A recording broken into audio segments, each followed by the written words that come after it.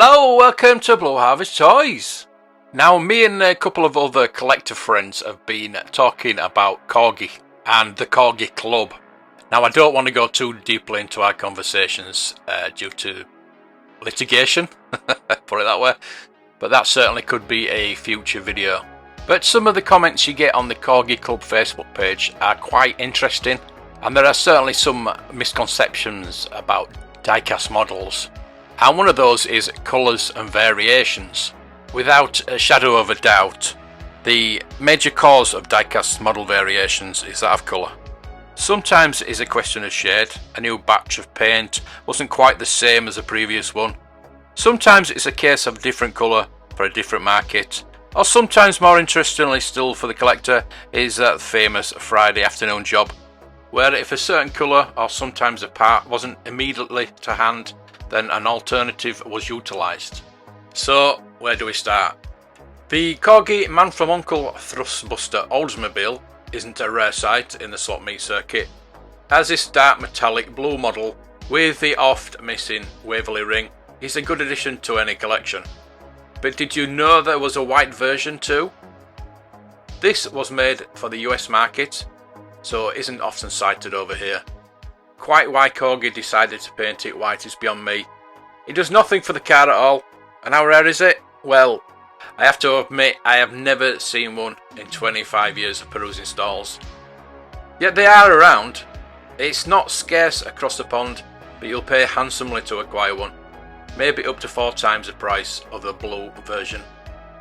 Years and years ago when I first started swap meets and toy fairs, the Corgi Adventure gift set 40 was not uncommon at events. Indeed, today you'll sight 1 or 2 any sizable show. Proof positive that this set must have been made in its thousands. 3 decades back though, it was all about red Bentleys. However, there were also stories of green Bentleys, but these are very rarely seen. Why on earth Corgi produced Steed's Bentley in red is another baffling question. Maybe it had erroneous delivery of paint that day. After all, it was green in the ABC series, although most viewers would have watched in monochrome of course. Also, Emma's Elan was issued in unexciting white, and not the correct pastel blue. Yet Corgi's open-topped racing Elan was produced in light blue. Anyhow, tales freely circulated about the world of Worcester's Bentley being substituted for the red car to hike up the set's value. Actually, this would have taxed the unscrupulous, for Worcester's Bentley had different coloured mudguards and interior, as well as wire wheels of another hue. Today, most varieties coexist, and despite what the prices guides say, I don't think there's much difference in relative values, even if red is much more common. If you're a fan of Jerry and Sylvia Anderson, and who isn't, then you'll know that there was more to the talented pair than Thunderbirds. For example, Captain Scarlet achieved no small degree of success, although in my book, nothing can eclipse the Tracy brothers. The Dinky Spectrum patrol car is extremely well known, usually red, occasionally gold. It's a perennial favourite. Over the years, there have been rumours of metallic silver and metallic blue versions, but until images appear, rumours they remain. However, a yellow resin prototype is known, and there are at least 2 in its circulation, and it's a complete model, as can be seen with the photograph here. Finally back to John Steed and his role in the new Avengers. Whilst Bob Cropped Purdy was treated to a rather down-market TR7, not a patch on the Lotus, I think you'll agree. Steed was equipped with a mid-blue 5.3 litre Jaguar XJ12 Coupe. Dinky got the Triumph past its MOT alright, but faltered with the Hong Kong-made Jaguar. So, how many were made? And have you ever seen one? Well, such models do turn up at auction, but most tend to be converted items, so are not original. Added to that, there are at least one enterprising company making boxes for this particular car, which should include a fly-off bad guy.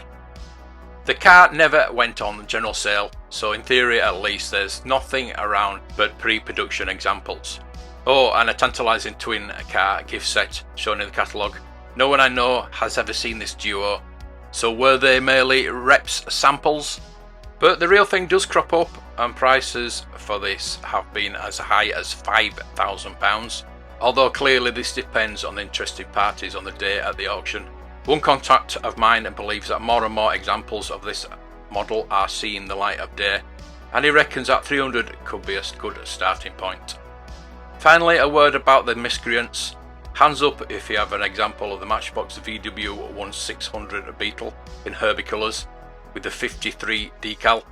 Despite this model being listed in price guides, the general consensus is that Leslie never made it. Yes, there was a 15D reference Beetle in 1968 with white bearing a 137 decal, but that's as close you'll get to the love bug that was popularised by Disney. The story that Matchbox didn't want to pay the royalties to Disney may explain the different decal, but who really knows 50 plus years on. That hasn't stopped examples of Herbie car appearing on the collecting scene though, some possibly all allegedly the work of a US model shop which was keen to plug the obvious gap in the range and forge a link with the famous film. So we're looking here at a modified toy again. Do they really have value? If you're a dyed-in-the-wool Leslie aficionado, you'll probably want an example, but bear in mind that it's not a factory issue. So thank you for the Collector's Gazette for that. I hope you found it very interesting. If you'd like to hear more on things like that, please let me know.